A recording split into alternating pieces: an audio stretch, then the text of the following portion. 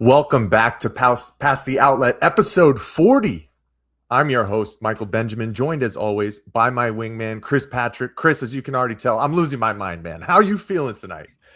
You can't be losing your mind any more than Shams Charania, who I don't think is getting much sleep these days. The reports and the notifications have been coming fast and furious over the last week. It's honestly making my head spin. I was thinking about it earlier today, and I probably was on this exact same type of stream this time last year saying, have you ever seen a more active free agency? And I don't know, man, this one, it just seems like every year it's becoming more and more, but plenty to talk about. The news cycle is moving fast, so I'm excited to get into it, man. How are you doing? I'm doing okay, but like you said, I mean, too many moves to process at this point. I've kind of locked myself in the bat cave. Raymond, I'm coming for the cut tomorrow. I look as crazy as I feel.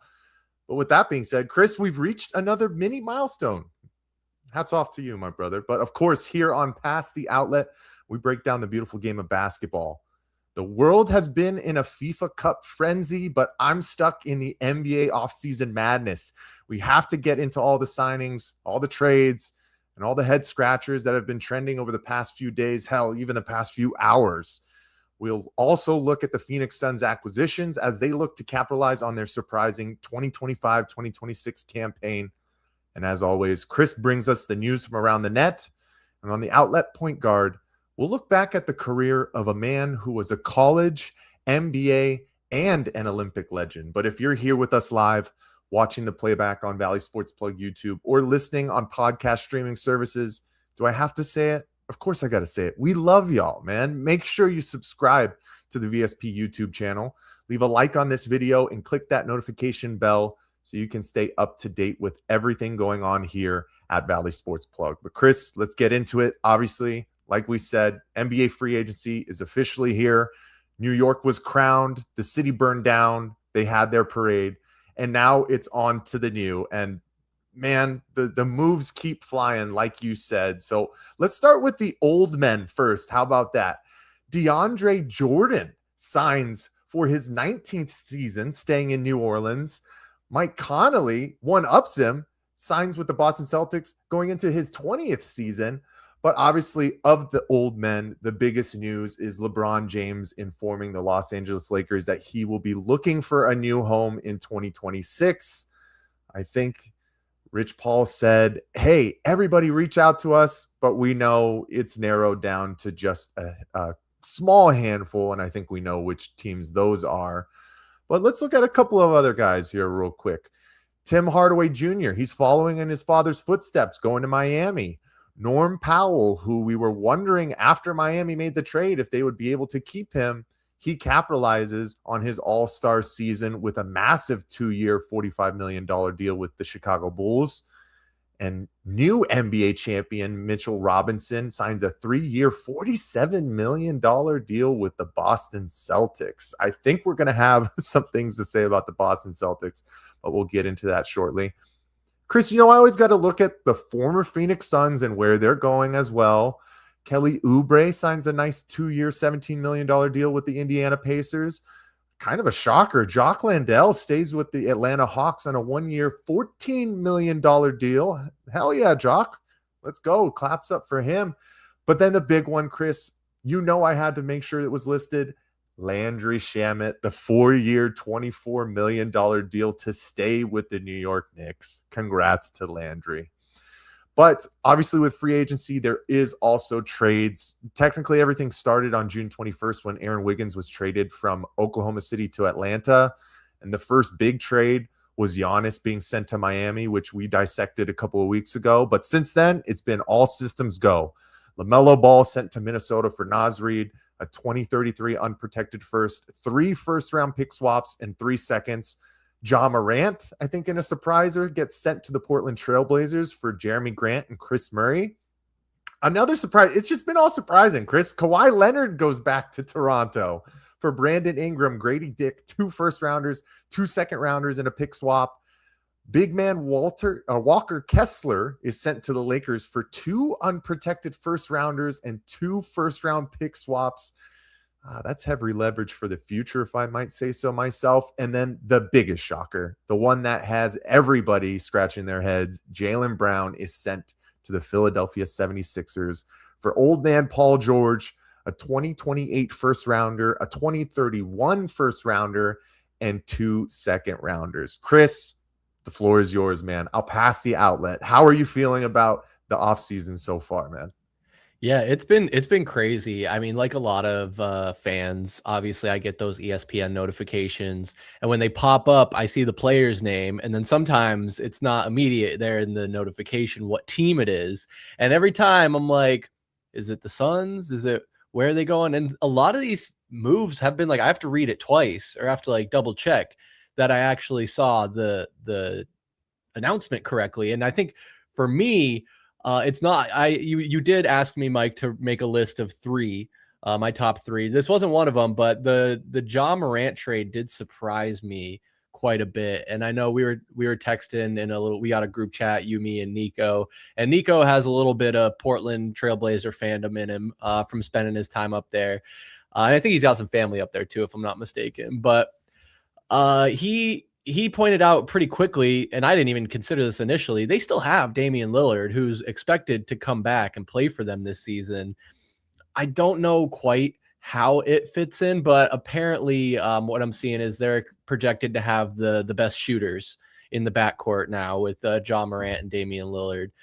Dame, more of his shooting is on the court, whereas Ja Morant can also shoot on the court pretty well. But I mean, I think that was kind of the most surprising for me. Like the moves I really like LaMelo Ball to Minnesota for Naz Reid. I know those are 2 completely different positions, but now you give Anthony Edwards like a true secondary star to go along with. I know they still have Rudy Gobert up there in Minnesota as well, right? So you're a little bit more well-rounded, but I think having that dynamic backcourt, I really like LaMelo Ball's game, as goofy as that guy is, and the all the pomp and circumstance around that family in general.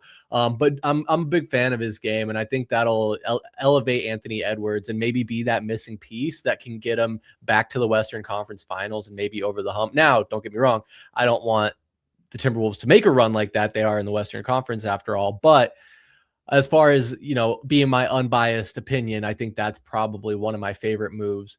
And I would be remiss if I didn't talk about the Jaylen Brown to the 76ers. There's a lot of people are going to be talking about that, and it is a head scratcher.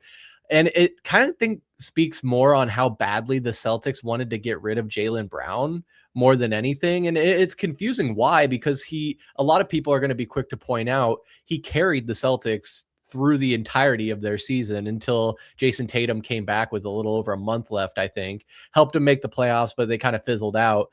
He was right up there, like top 10 statistically in the league, was putting up big numbers.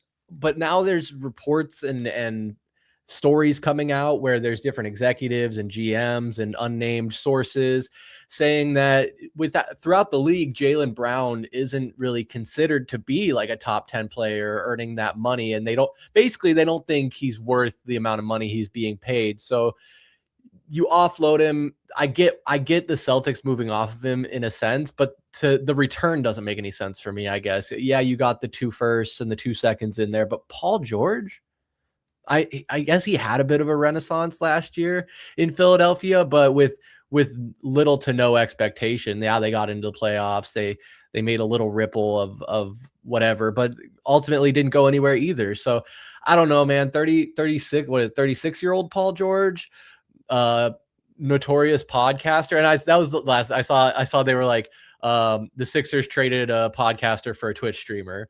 Because as we know, Jaylen Brown likes to get on his Twitch streams after games. And what's even more funny about that is after they played against the 76ers in the playoffs, he got on and was talking about Joel Embiid being a big flopper. And he did say he's too good to be flopping. He acknowledged that he was a good player, but was very critical of the flopping. So now those guys are teammates. Not the first instance we've seen of unlikely opponents that have had words in the past or exchanged things like that come together and now have to be teammates. So I'm sure, once it's on the court, it'll be all gravy and they'll squash that. But yeah, Mike, really interesting offseason so far. And then Kawhi to the Raptors. I feel like my memory is hazy because I felt like he was there for a while, but just one season with the Raptors, won the chip, shipped out. But some interesting things within that too. I think there's still an ongoing investigation into the reports that Pablo Torre put out about Kawhi Leonard and how he was maybe getting some additional incentives on the side. But interested to see if there's any fallout from that. But yeah, Mike, really interesting. We could go on all night about this stuff. We could go on. And before I get into the nitty gritty, I just want to make sure, did you already list off all your three that you had looking at, or do you still have to do that? Yeah, no, I actually I know I kind of bounced around, but at the end there, I squeezed my last. So it was LaMelo to Minnesota. This is in no particular order. LaMelo to Minnesota, Jaylen Brown to the 76ers, and Kawhi Leonard to the Raptors. Those were my three. Perfect. And it's the heavy hitters. I mean, that's going to be the most attention seeking for anybody, especially if you're in NBA circles. There's just a lot to discuss with all of these moves, man. For Kawhi, I know he had said he was open for reunions with both Toronto and San Antonio. It wouldn't make sense for San Antonio to give up all that capital. They were going to have to ship out some of their young pieces for their core. And we know if they continue to grow, they're going to be championship contenders for the next 5 to 7 seasons, especially with additions that they continue to make. Ja Morant, I don't know, man. I think he's another guy. It's all about health in this league, man. And if guys can't play more than 50 games, it's kind of like wishy-washy. You just never know what you're going to get. And they're waiting for Damian Lillard to come back. What does that do in the backcourt pairing? Is Dame ready to take a back seat? Like what's the plan, I guess, in Portland if I'm looking at this? But Jaylen Brown to Philadelphia, my biggest thing, you could talk about the on-court play. I know a lot of people have said, if he stays healthy and Joel stays healthy, adding him alongside with Tyrese Maxey, that's almost like another shoe-in team that will be in the Eastern Conference Finals, possibly coming out of the East. True. But if I'm the Boston Celtics, what the hell are they doing, man? How could you ever trade a Finals MVP from your franchise who has been there, who was homegrown since he was picked 3rd overall so long ago, it seems like, to a direct rival in the Philadelphia 76ers? It's just kind of disgusting. You can't tell me that they couldn't have waited it out and got some kind of comparable deal. Who knows? Is it time for kind of a refresh for them? I get it, yes, but shipping him to Philadelphia is just, I cannot wrap my head around it, and I know a lot of people are in the same boat. But my favorite moves, Chris, a little bit off the beaten path, I would say, for some of them, because as me as an old head, I kind of like to see those those resurgences or like coming back to, where somebody made their name. So my first one, nobody's going to care about, but I love it. Nikola Vucevic going back to the Orlando Magic, man. He spent his 9+ seasons there from 2012 to 2021. That's where he made his name. He was a 2-time All-Star. We know he is probably further down the hill than a lot of these guys on these lists, but only 1 year, $3.9 million. I know Orlando. Is he going to be a difference maker? I don't know, but it's more so of the fact it's kind of a legend coming home for the Swan Song. I always love those stories. So props to Nikola. One of my bigger ones that I think is going to be underrated come down to playoff time frame is Tobias Harris heading to San Antonio. A little bit bigger of a deal, 2 years, $31 million, but just a key veteran, 15 years in the league. He helped turn around the Detroit Pistons the last 2 years. Is still a solid scorer, 13.3 points, and a big man, 5.1 rebounds. You can't tell me that the San Antonio Spurs were sorely lacking veteran leadership, especially within the NBA Finals. Tobias Harris fits that perfectly. So I will be very intrigued to see how that goes for San Antonio next year. But then, of course, I knew we were going to have some overlap.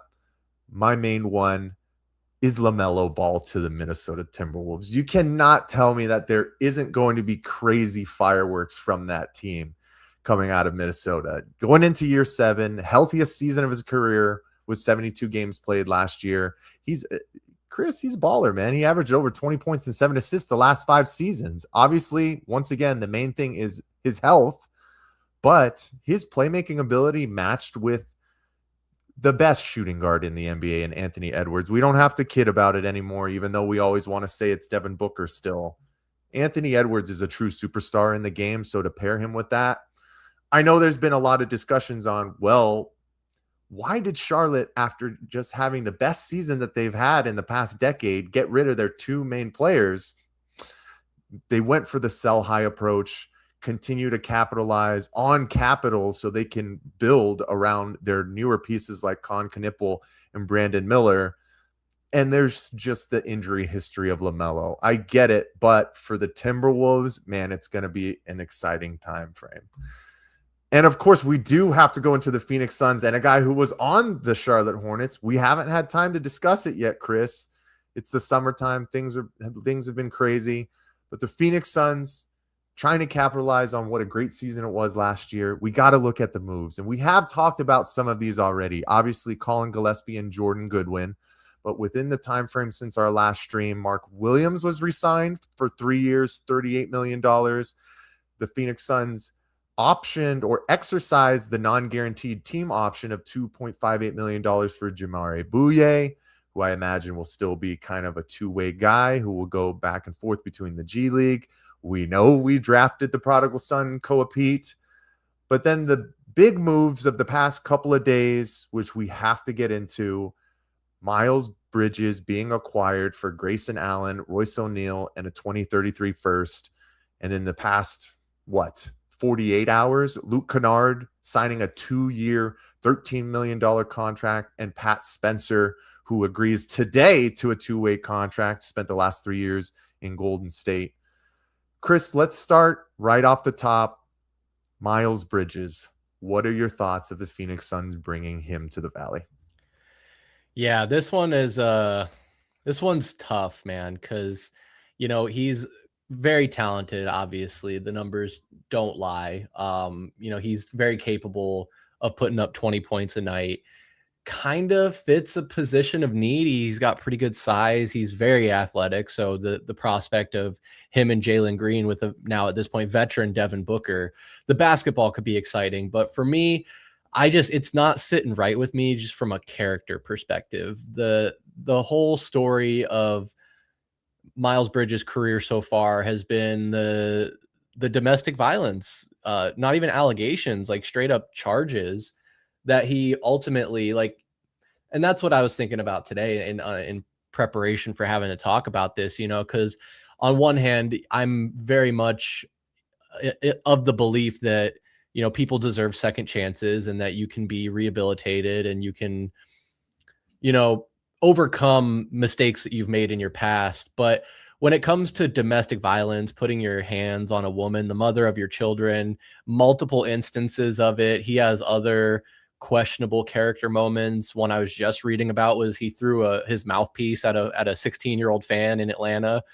Granted, for all he knew, the kid could have been 18, so maybe I'll let that one slide. But you shouldn't be throwing your mouthpiece at anybody, regardless. I will live with mouthpiece throwing. What I can't live with is putting your hands on a woman and the mother of your child. So I know that the Suns haven't spoken to this yet, and I think my understanding is because the trade isn't technically official until the league year starts or dates are met or something like that. So all these trades and everything we've been hearing about so far hasn't technically been made official yet. So he can't say anything on it. The team isn't going to come out and deliver an official statement yet. I guess things could still fall through, but so basketball wise, I get it to an extent. I think he would make this team better than Grayson Allen and Royce O'Neal would, but the character thing, man, is going to be hard to overcome. And I guess we'll just have to see what the statements are when they come out and how the Valley addresses it, because it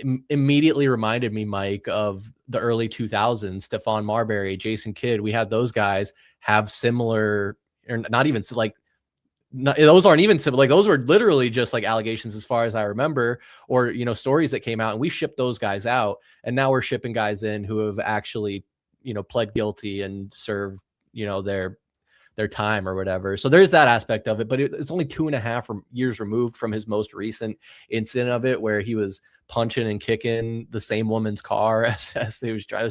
It's a mess, Mike. So I don't love it. Honestly, I don't love it. The basketball aside, like, I don't like the trade, honestly.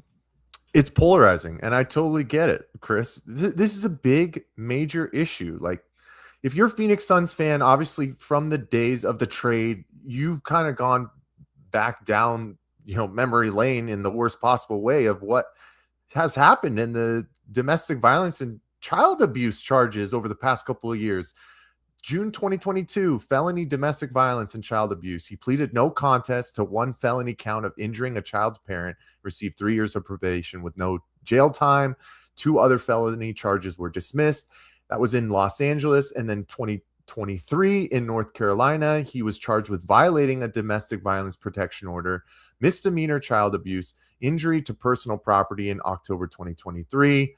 All the 3 charges were dropped by prosecutors in February of 2024 due to insufficient evidence and conflicting victim statements. But man, when the track record comes along, it kind of shows, like you say, who the character really might be.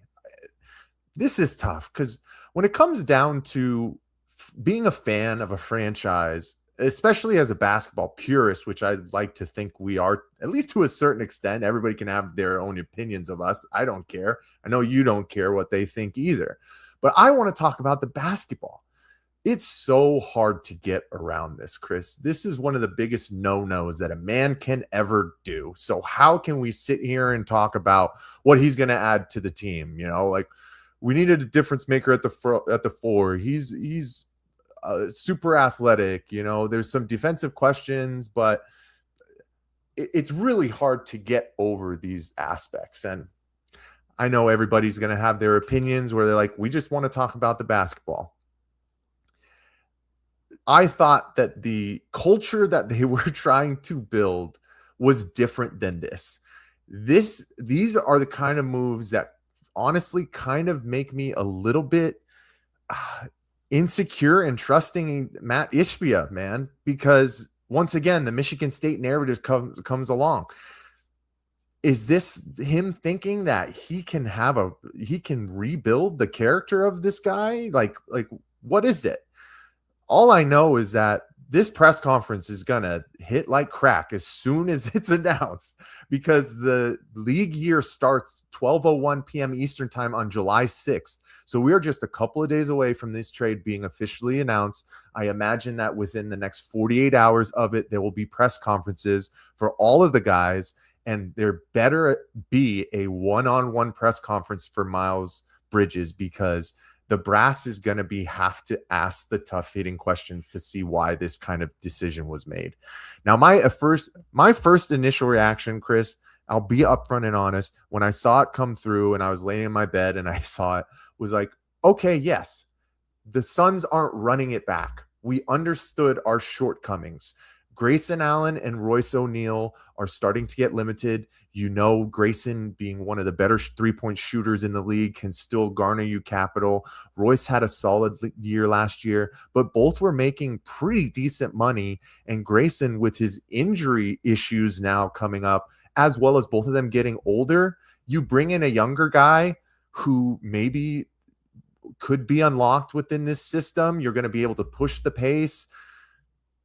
I get it. I get it to a certain extent. My major thing was we're not running it back. But then I had to look myself in the mirror and think about Miles Bridges, the person, and that's where things really get wonky. We're going to have plenty of time to discuss further. We'll have more discussions once the press conference comes out. But Chris, I know we got a lot to get into tonight, but I have to ask you about Luke Kennard. How are you feeling about, after shipping out possibly the 2 best shooters on this team from the perimeter, bringing in Luke Kennard, who technically has led the NBA in 3-point percentage 3 of the last 5 seasons, and is he's a career 47.8% 3-point shooter, one of the best of all time in the NBA. What'd you think about this move on Tuesday?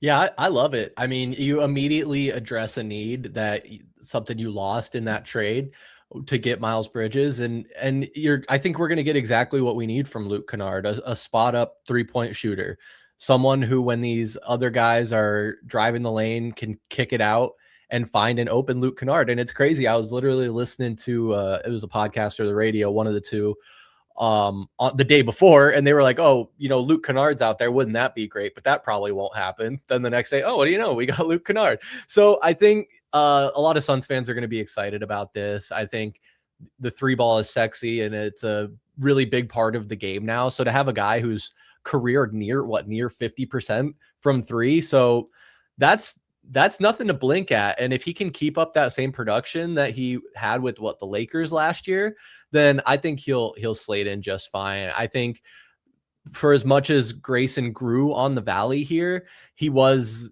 pretty banged up and often injured. And so I think moving on from him was the right move. I think Suns fans will miss Royce O'Neal a little bit, but ultimately, I was thinking about that as well. I feel like he was kind of a carryover from the Kevin Durant era. And so it's kind of like wiping the slate clean. So bringing in Luke Kennard, I think is a huge, huge move that addresses a need for the team, honestly. So I'm looking forward to watching him knock down the corner 3. And like a lot of people said, also along with the Miles Bridges trade, giving up that 2033 unprotected first, there was a lot of people who hated it. I also am one of those people. The first time that you actually garner the draft capital, you ship it out as fast as possible. But now you have to factor in Luke Kennard within this trade, because you were given the ability with that $20 million that you picked up in luxury tax to go out and sign him. It's not only a great deal for the Suns, it's a great deal for Luke Kennard as well, Chris. It's kind of like a prove it deal. He was stellar for the Lakers, especially in the playoffs, but he's buying in on himself, because the second year of this contract is going to be a player option. So if he has another stellar year, which can definitely be in the cards, he'll be able to capitalize next off season. But he's going to be a valuable role player, like we know. Super low price. He's an underrated playmaker, pretty athletic for a 30-year-old as well, but we know what shipped out in shooting is brought back from his prowess from the outside. He averaged 8.4 points on 53.3% from the field overall, 44.8% from 3 last year. He's going to play 20 to 25 minutes a night. One thing Phoenix Suns fans have to keep in mind, though, is we're probably going to get frustrated at times from his defense, but him being in the second unit, he'll probably be able to kind of get masked up and mitigate the negatives when Ryan Dunn and Jordan Goodwin are on the floor. So they'll be able to work within Ott's scheme and kind of keep him off to the side so he's not sticking out like a sore thumb. But absolute home run signing by the Phoenix Suns in regard to Luke Kennard. Pat Spencer, obviously it is a two-way deal. He averaged 7.2 points, 2.4 rebounds, and 3.5 assists in 18.6 minutes last season for the Golden State Warriors. He's continued to ramp up his usage over the 3 seasons that he spent with the Warriors. Cool piece. We know that he famously was a lacrosse superstar who transitioned and was able to make a name for himself in the NBA, and now he's in Phoenix. So awesome to see, a lot of our guys coming back. Colin, Jordan Goodwin, Mark Williams, even Jamare Bouye, who we knew wasn't going to be a key component down the stretch in the playoffs, but you need those guys, those kind of contributors throughout an 82 game season. So I am excited for what the Phoenix Suns have been doing in the rebuild from the positives that they've gone. We know we still are going to have some questions, and hopefully those are answered sooner rather than later. But Chris, it's that time for the social swish. What do you got for us tonight, man? Yes, Mike, I'm looking forward to this one. This is, of course, yes, the social swish, which is news brought to you from around the net. And I got a little bit of a sampling here, not the biggest, but I think it will be enjoyable. And I'm trying to decide where to start, because I always kind of all over the place. And while I'm kind of tinkering with that, there was one last thought I wanted to get out there, because you started by bringing up the fact that LeBron James informed the Lakers that he will not be returning. And so I think he's going to drag it out a little bit. And, like in typical LeBron fashion, people are he's going to wait to get the attention, have everybody intrigued. But it made me think about back, 16 years ago, the decision, the ESPN special, when LeBron announced that he was joining the Heat, leaving Cleveland. Mike, did you realize, or does it kind of put it in perspective now that you're older, that he was 25 years old when he left Cleveland to go to Miami, and like the absolute brutal like response that he got from all of that? He was just a wee little baby. That's why at the end of the day, however you want to feel about LeBron James, you honestly need to tip your cap to what this guy has done as a professional in the best league in the world when it comes to basketball, because the spotlight, Chris, was on him since he was like 16 years old. So that when you are that high profile of just a celebrity, every move is going to be pinpointed or picked apart. So it made sense, right? Because it broke a lot of fans' hearts in Cleveland. But he was doing what he thought was best for himself to continue to grow within his career. And we all know the story that he ended up going back to Cleveland, bringing them their first championship. He ended up coming out smelling like roses. But I'm lost. I'm lost for words. My head's in a pickle once again, Chris. You can't tell me that was 16 years ago. It does not feel like it was that long ago, but I digress. Continue, good sir. Yes, no, I totally agree. It's crazy because we could see him rejoin Cleveland for a third time, or I guess, third time, and maybe try and win one with Donnie and the gang up there. But it'll be interesting. I'm sure we'll talk about that. But Mike, got to get to the meat and potatoes here in the social swish. And so this first one I thought this was fun, and this is kind of close to home. So we'll start closer to home and maybe we'll branch out a little bit. But I thought this one was funny. This is from an old friend of ours, Flex from Jersey. You may remember him from the Kevin Durant saga of Suns offseason. And here he is retweeting a user, Zay.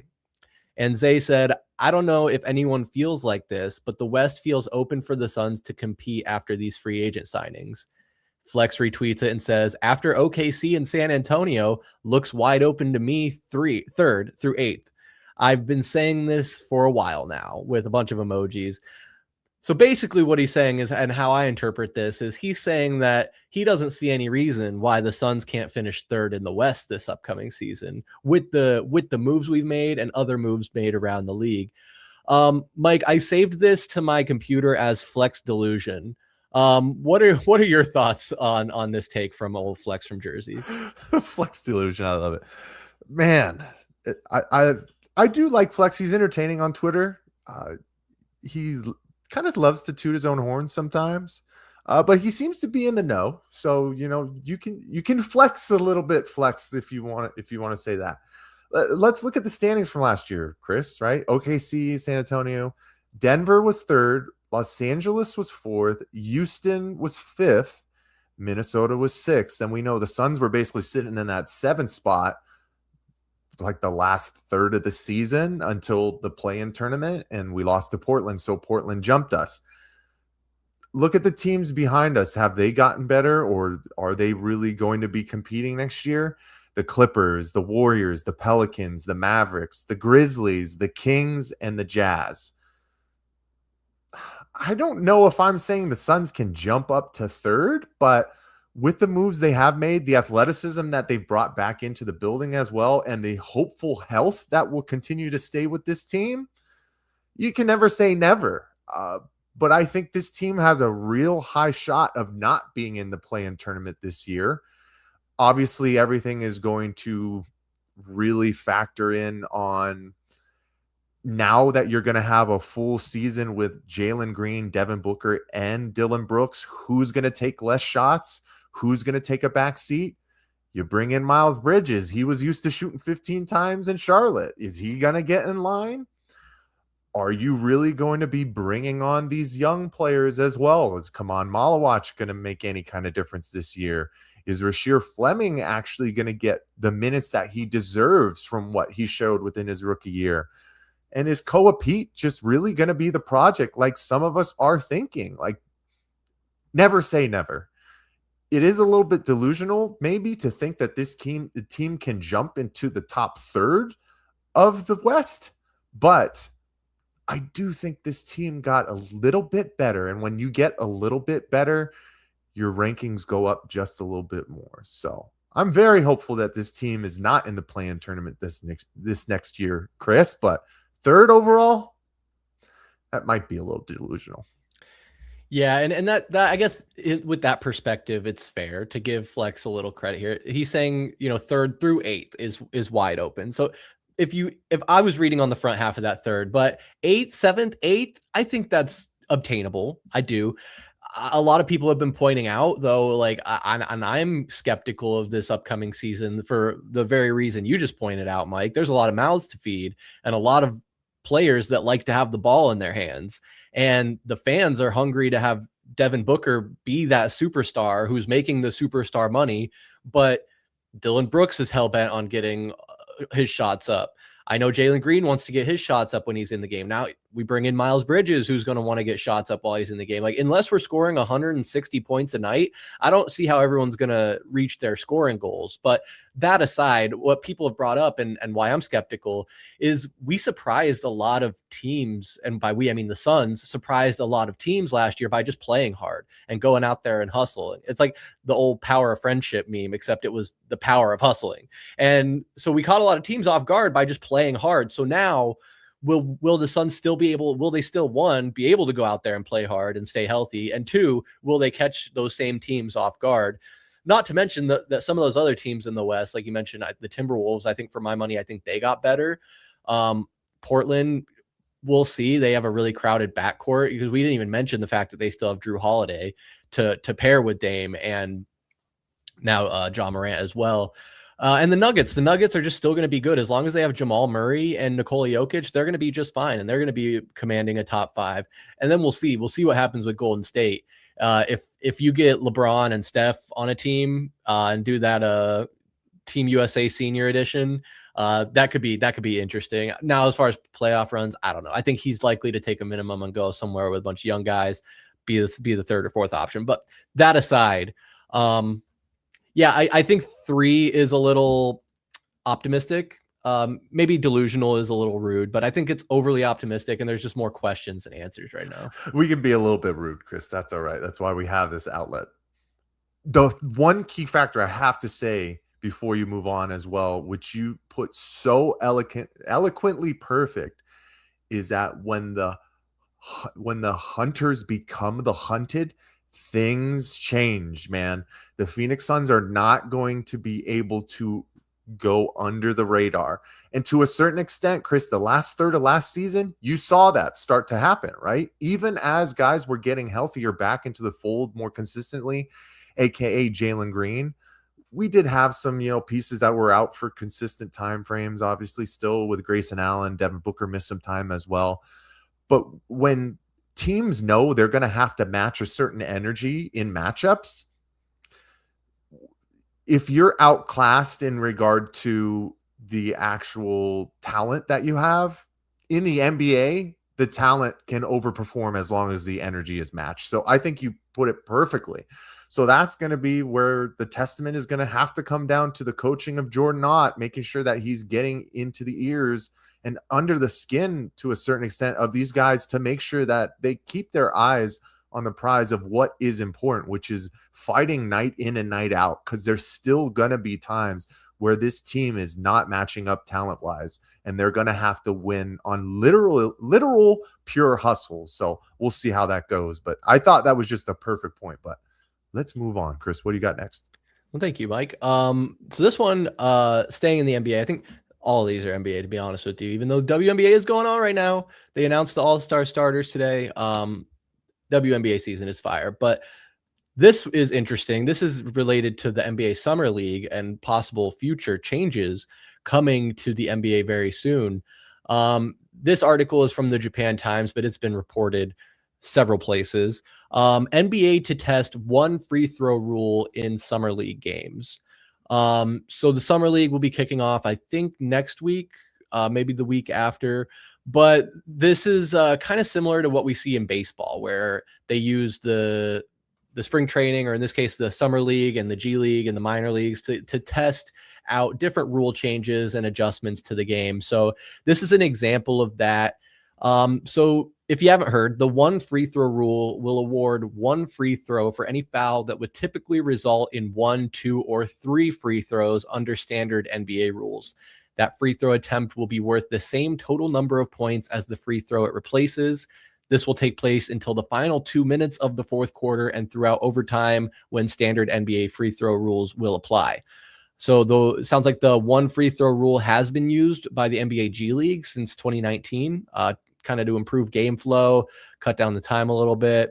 And within this, so that's the main point, but within this, another thing they're going to test is using a connected basketball. Basically, there's some kind of chip or sensor in the ball that's going to help get data for who touched the ball last out of bounds, was it out of bounds? Supposedly it doesn't affect the feel and weight of the ball. But the first part of this, the one free throw rule, I think is intriguing to me because basketball is already a pretty quick sport when you compare it to, baseball and football, but mostly baseball, because baseball's been trying to improve the pace of their game and how can we speed things up. I don't get this one necessarily. I know free throws can make a game drag, but there's so many casual fans who will tell you, you don't really need to watch the game. You just need to watch the last 5 minutes or the last 2 minutes. But this rule doesn't even apply in the last 2 minutes. So the time where, you might see 2-3 minutes on the clock and everyone's like, well, that's going to be like 20 minutes. So it's like, not really, because there's so much start and stop and start and stop. So I guess I want to ask you, Mike, are you open to this coming to the regular NBA season, or do you think this is just something that needs to stay in the G League? So I'm always open for innovation in any sport, right? We could talk about everything that's happened in baseball. I think that's been an absolute positive. And it's funny that I did see this happen the other day. I love that you went across the pond to get this news for you, Chris, as well.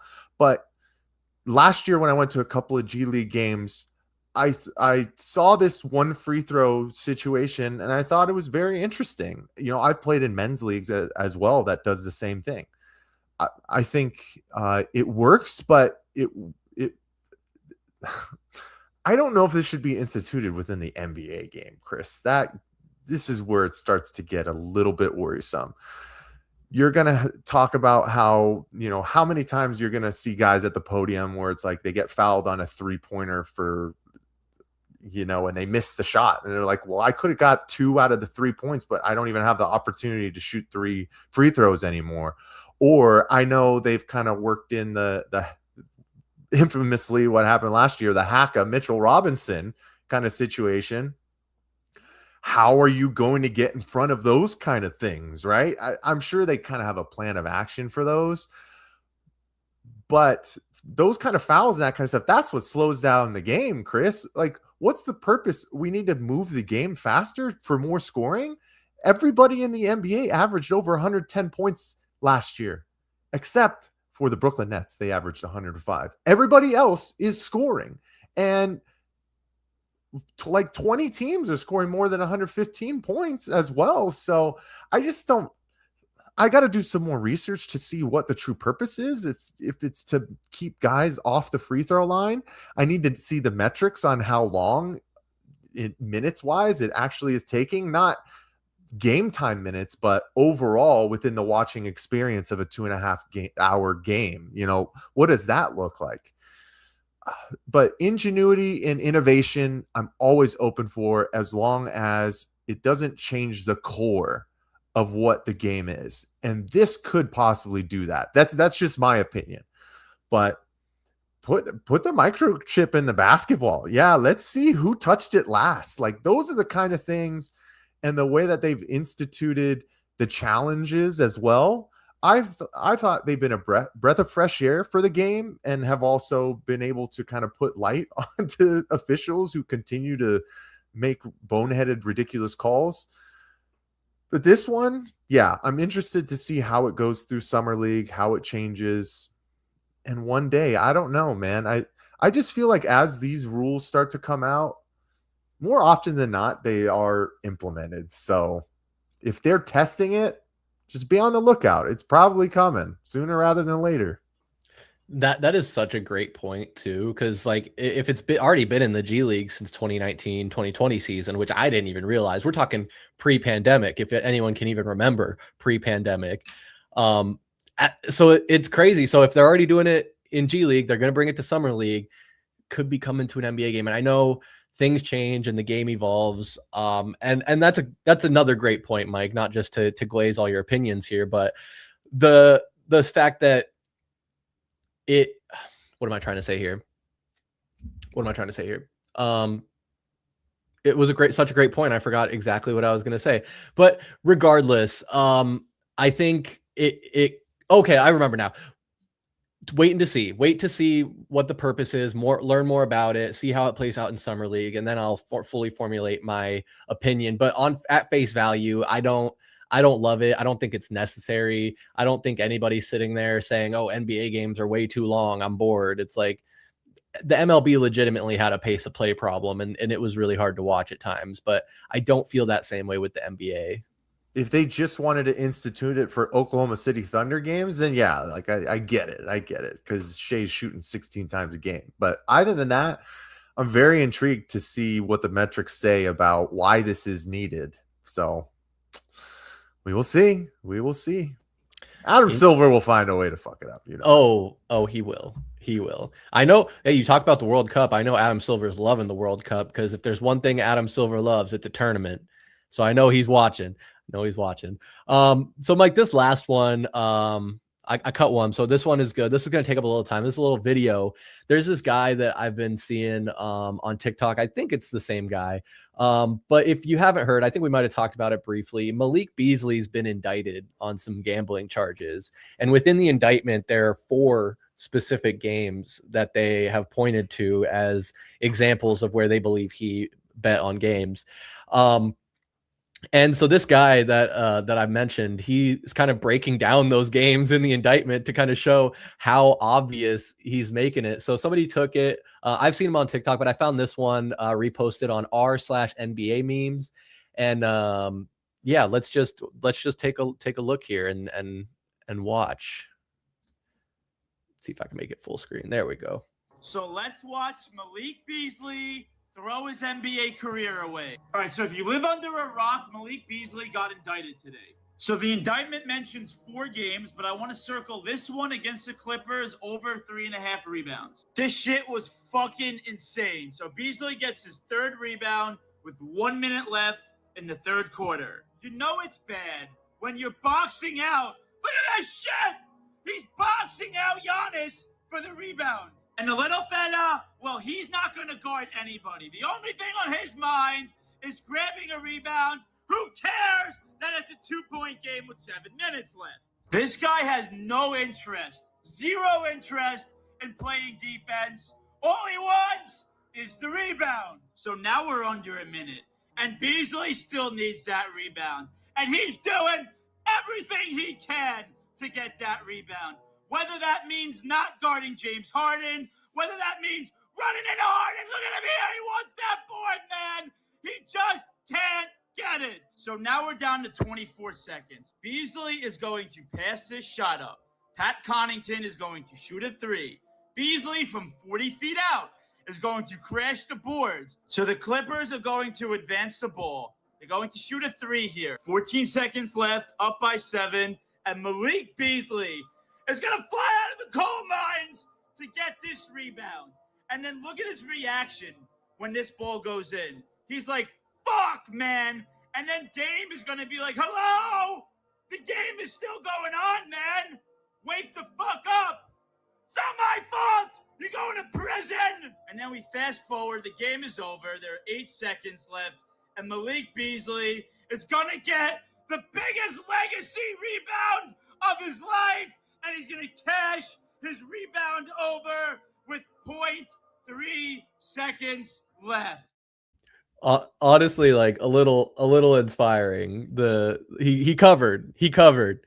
Um, but yeah, so there's I think 2 or 3 other videos that the same guys made. Hilarious voiceover on it, but it's more than the comedic factor of it. It's insane to see, like, once you like know what the line was and you can clearly see like him pointing out like the lack of defense and him flying from off the screen to try and get rebounds.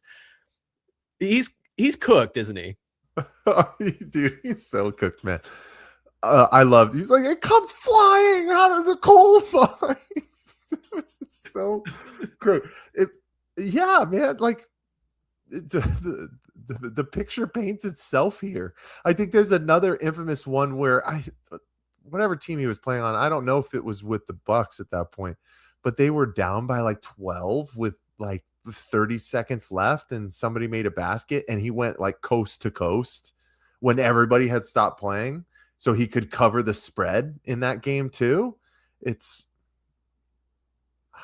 man, I just will never understand how this happens to people that have that much money. I know, like, there's a lot of different factors into it, but that's kind of the same way as the everyday man. You still have to be careful on how you gamble, because if you get too far into it, you can go down scary paths. And this is a perfect situation. You know, a guy who probably was on top of the world, who worked so hard to get into the greatest basketball league in the world. I don't know, you know, maybe we will find out through all these, you know, federal court cases and that kind of stuff. Was he with more shady people to the point where he had to do this? Was it a Chauncey Billups type of situation where he was working with the mafia? You know, when this information came down, I think we did a little bit of research and that kind of stuff. But now that we're getting to the point that charges are being filed and he is being indicted, you know, more information is going to come to light, and more of these videos are going to come down the pipeline. So at the end of the day, I love it. I just think, how did we get here? If I'm Malik Beasley, I'm looking in the mirror and I'm saying, how did we get here, man? No, 100%. And like, that's a lot of the sentiment online is like, man, this guy, if you look it up, 60 million just in career earnings for contracts. 60 million, dude. Like, give me half of that. Give me a tenth of that and I'll be set for life. I mean, I think that's how everyone thinks, at least. And, you know, don't know what he's going on. Don't know what he got into. Could have high debts, made some poor financial choices, whatever, this and that. Regardless, man, like, you have the privilege of playing a sport for your career and being in the NBA. Like, it's not smart. And I know maybe you thought you could get it, because that's the other thing is, like, what people might not realize either is, like, this probably wasn't just like a $50 bet that he placed on it. Like, we're probably talking thousands of dollars. And when you're doing bets on yourself, man, like, that's crazy. That's crazy. And what's even more interesting, he pled not guilty to the indictment and the federal charges, which I think obviously to some extent you have to, and you kind of put the burden of proof on the government to show that you did it. But I'm sure they wouldn't have brought the indictment if there wasn't more than just the video footage. And the video footage is damning, in my opinion. I think I also saw some like text messages where he was talking to Ed Davis, and he was like, hey, do you have Snapchat? And Ed Davis was like, no, I don't have Snapchat. And he's like, we'll get Snapchat. It's more secure to talk on there. And like, if they can get the Snapchat logs, like, just because it disappears from your phone doesn't mean it disappears from Snapchat. Oh man, it's crazy. But yeah, it's a head scratcher. And yeah, maybe as more of this stuff comes out, I'll play another one on a future Pass the Outlet. But go check them out, because it's interesting. There was another one where he had to hit the points under for points. And you just see him passing up on open shots. And he's like, the guy narrating, it was like, it's really easy to do the under for points. You just pass the ball and it's not as suspicious. But like, when you're diving in for rebounds and like trying to rebound like your life depends on it, that's when it's like, okay, man, like, that's something else. But Mike, it's a fun one. That was the Social Swish, news from around the net. Back to you. Thank you, Chris.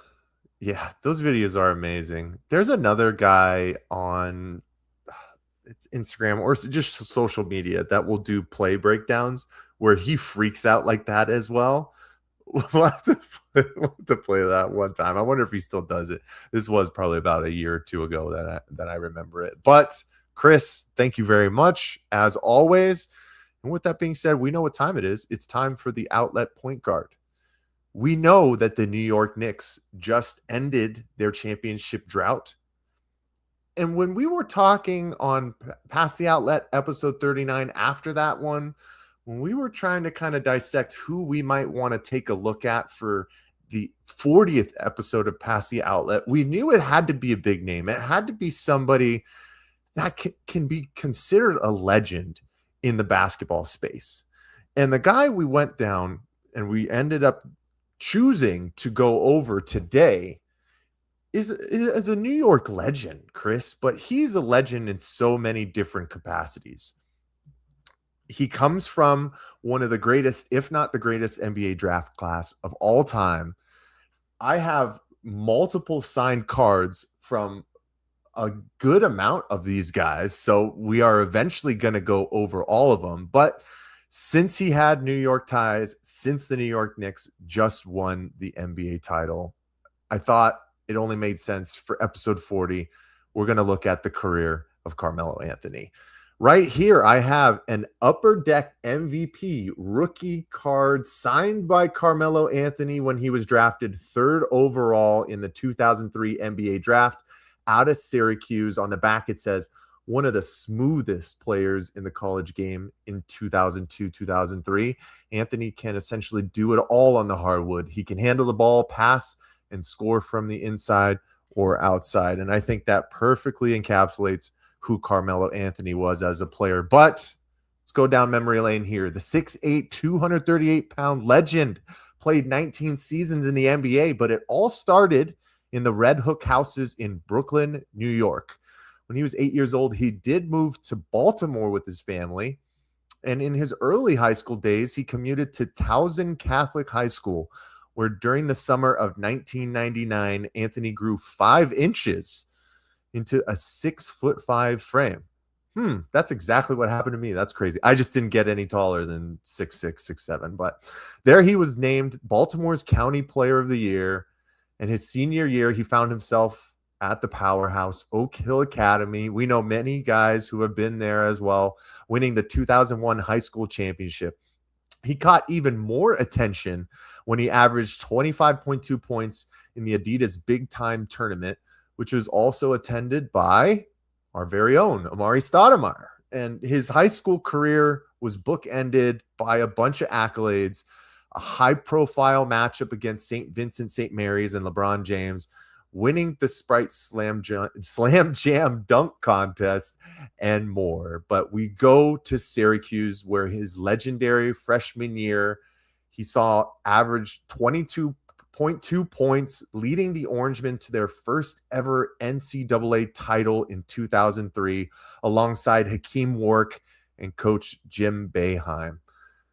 Chris, there's just a lot to talk about with Melo, so I promise I'm going to get through this fast so we can dissect it all. But obviously, like I said, he was drafted 3rd overall behind LeBron James and infamous by the Detroit Pistons, Darko Milicic. His NBA career lasted 19 seasons, including 7.5 years with Denver to start, 6.5 seasons with New York, final stops in OKC, Houston, Portland, and the Los Angeles Lakers. His NBA career accolades are aplenty: 10 NBA All-Star selections, 6 All-NBA teams, the 2013 NBA scoring champion, 28,289 career regular season points, placing him in the top 10. But if you know who Carmelo Anthony is, I would say his biggest accolades came with the U.S. national men's team. I would better call him Mr. Olympian, man. He won 3 consecutive gold medals, 4 total, including his first time in 2004 at the Athens Games. He was the first man to win 3 gold medals. He's the career leader in scoring, rebounding, and games played with 31. I imagine Kevin Durant is going to be close to passing that by the time he does play in his final Olympics. But he's one of the most decorated USA basketball Olympians of all time. The championship never came in the NBA, but a lot of guys didn't. Carmelo Anthony is truly one of the greatest NBA basketball players of all time, on the top 75 of all time list. And he was enshrined into the Naismith Basketball Hall of Fame last year. I can't believe it, Chris. The time is going too fast. We keep talking about it, but now's the time, Chris. Carmelo Anthony, what do you think about when you think of Melo? I think of just a lethal scorer, to be quite honest with you. Like, if there's one thing that Carmelo Anthony was in the league, it was a bucket, a walking bucket. I also, think of just not very many, team accolades, very much an individual player. And like, the funny thing is, and what I was kind of thinking about when we decided on Carmelo Anthony, is how he was considered like a Nuggets legend, like one of the best players, if not the best player, to go through Denver and play for that organization. And they still have a lot of love for him. Then he goes to the Knicks for basically the second half of his career and becomes a Knicks legend. Obviously, there have been a lot of great players to play for the Knicks, but now you look at fast forward, to where we're at now, and in Denver, his legacy, I don't want to say it's been replaced, but maybe overshadowed by Nikola Jokic and Jamal Murray and the success that those guys have brought and winning a championship and being now a perennial playoff team. Nikola Jokic it probably is most definitely the best player to ever play in Denver now. Fast forward to this year in New York with the Knicks, and now Jalen Brunson is the shining star, and he brought a championship to the Knicks. So those guys in Jokic and Brunson did something that Carmelo Anthony couldn't do in his career in getting their team a championship. Now there's 32 teams in the league. Only one of them can win it every year. We've seen a different champion every year for like the past 10 years, 10 years, something like that. So it's a tough league to find the mountaintop, let alone sustain that. So he was an all-star probably most of his career. I think 10 times I saw. 10-time all-star. He was on the NBA 75th anniversary team. It's funny because I totally forgot that he was already in the Hall of Fame, seeing that his playing career just ended like 4 years ago. But it seems like he's been out of the league for a lot longer. Like, I honestly don't remember his time at all with the Portland Trail Blazers. I feel like I vaguely remember him being on the Lakers just because it was like him and Bron teaming up finally. But man, just an outstanding scorer and someone that I always do this, Mike. I always do this, but I enjoyed using Carmelo in NBA 2K. You knew where I was going. I was wondering if it was gonna show up, and of course, yeah. I mean, that 2003 NBA rookie draft class is by far, I don't think you can debate that it's the greatest of all time. I mean, I look at my special display that I have here of a couple of guys from that same class. You talk about Chris Bosh, Dwayne Wade, Carmelo Anthony, LeBron James. I mean, the list goes on and on for guys who spent multiple years within the league and were true difference makers, all-stars, legends of the game that, when their time came and went was kind of tough. And Chris, I'll just never forget his run that he had when he was with Syracuse in 2003. It was one of the reasons when the Suns signed Hakeem Warwick, I was kind of excited because I remembered what he did with Carmelo and that just absolutely stellar freshman campaign he had. Nothing that they had seen for so many years. And now we know about all the guys who have done the one and dones, but how many guys actually really put the teams on their back as a freshman and took them to a first ever title for their school? Like, it was unprecedented at that point. But, I've always been a Suns fan, but there's always some guys that are so polarizing where I become fans of them, even if they're teams who I don't root for or kind of direct competitors. And when he joined the Denver Nuggets, the Nuggets became a good team and they were consistently in the playoffs, pushing the Phoenix Suns. Obviously, when he was young in his early days, that was when Nash was here. So the Suns were better than them consistently. But I loved Carmelo, man. Just a bigger body frame, how the kids call it, the definition of a bucket. really get into his own spots wherever he wanted to. He could shoot from outside in the perimeter, continue to expand his range as he got older within his career. You could give him one-on-one space, and you always knew he was going to be able to find the angles and get within his shot. And the NBA specifically needs those kind of guys, because that's the entertainment value that you do need within the league. Now, I think that can contribute exactly to why he never won a title, because you can talk about the pieces around him. I mean, hell, he had Amari when he was in New York.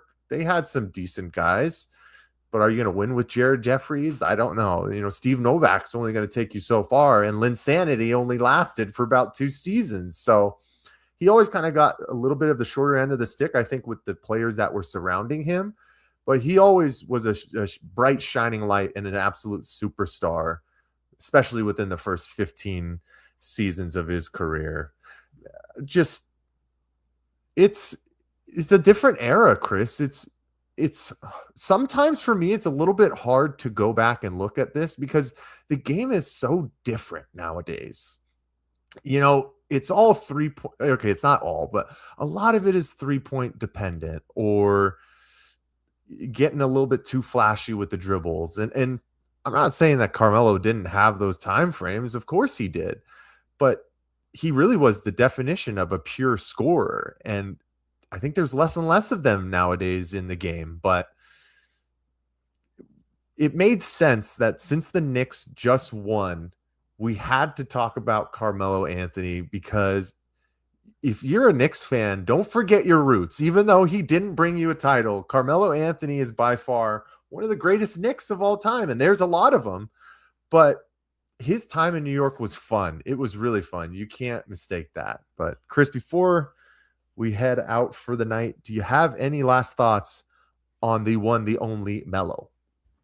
Nah, man, definitely just a legend. And like, that's a great point. Like, really highlights the difference in how the league evolves. Carmelo Anthony, I'd be curious to know how the younger generations view him and his game and what they know about him. I know a lot of people, younger guys that we play with that are maybe in their 20s, early to mid 20s now, they always remember the hoodie Melo, because it became like an internet meme. And it's like, oh, he was just roasting dudes in pickup games wearing a hoodie fully zipped up.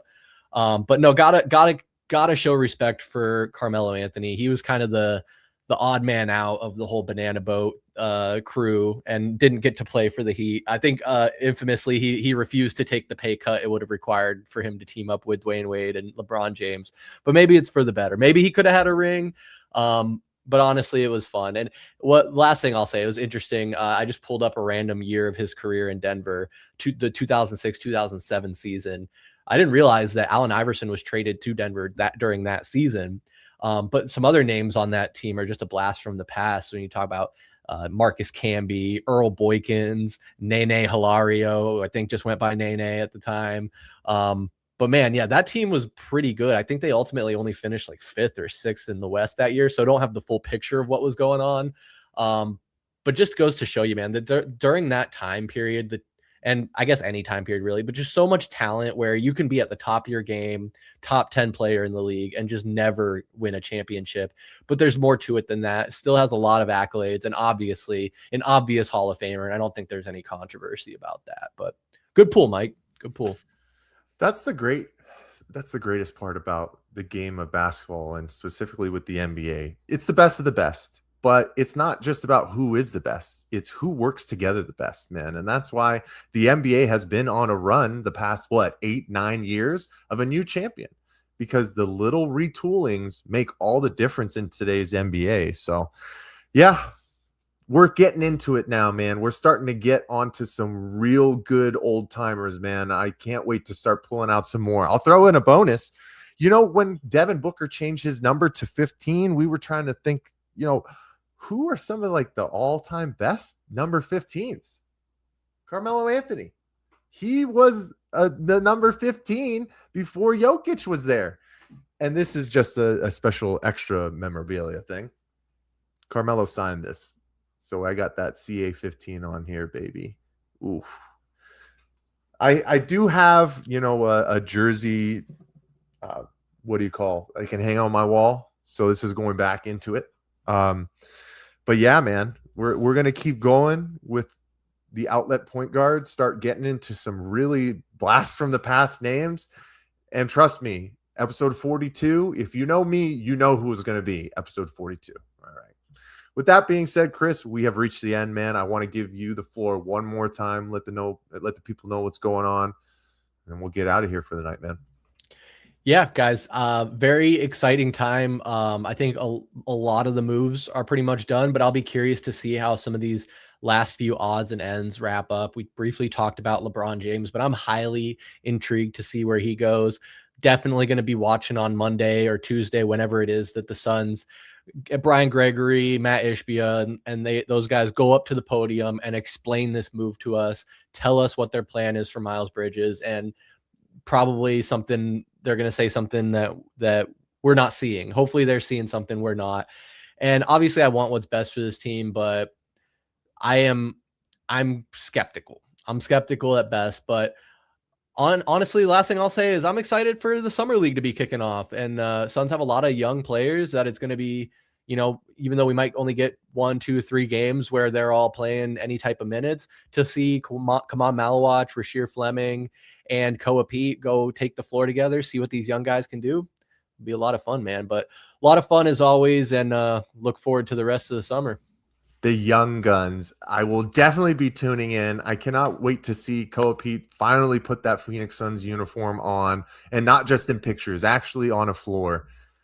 I just got the ESPN premium thing, Chris. So hopefully a good amount of those summer league games are on there. I'll be tuning in a whole bunch. But Chris said it. We are getting into the summertime. Obviously, at the start of the offseason, things are juicy within the NBA world. The WNBA continues to move along as we get closer towards the postseason. But obviously, there's no Olympics. We're going to be getting into the dog days of summer, which we clearly are here now, especially now that Past the Outlet episode 40 is over. But we're going to hit you with a twofer this month, guys. We're coming at you with another episode of Past the Outlet where we're going to have our buddy on, Alan Aladdin, who is the Arizona State student manager, or one of them. He's going to talk with us about what's going on with ASU basketball and the new brass in town, Randy Bennett. I can't wait to pick his brain. We're going to have some more people coming on and doing some interviews throughout the summer as well. But if you made it all the way to the end with us, or if you're watching the playback on Valley Sports Plug YouTube or listening on podcast streaming services, I will say it again because I mean it so much. We love you guys. Thank you so much. Make sure you subscribe to the VSP YouTube channel right now. Leave a like on this video. Click that notification bell so you can stay up to date with everything going on here at Valley Sports Plug, and follow us on all socials at AZ_VSP. But for tonight, we're done. Let's get out of here, Chris. I'm Michael Benjamin. That's Chris Patrick. Everybody have a great night. We'll see you next week. Go Suns.